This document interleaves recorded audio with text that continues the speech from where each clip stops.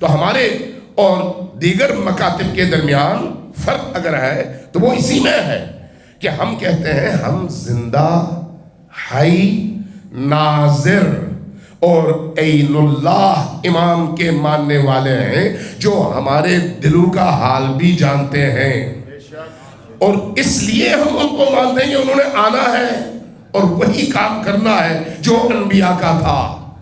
وہ کیا ہے؟ انسانوں کی تربیت بھی اور انسانی معاشرے کو برائیوں سے پاک کرنا بھی، یہ دونوں چیزیں امام عصر نے آ کر انجام دینی ہے۔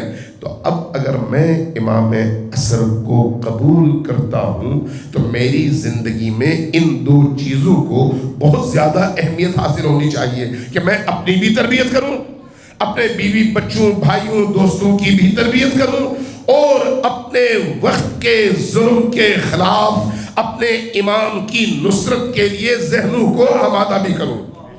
اور اس کا تقاضا کیا ہے کہ میں ہمیشہ ظلم کو ظلم کہوں اور مظلوم کو مظلوم کہوں، مظلوم کی حمایت کے لیے نکلوں اور ظالم کو ہمیشہ للکاروں۔ یہ کربلا کا درس ہے، یہ فاطمہ الزہرا سلام اللہ علیہا کا درس ہے۔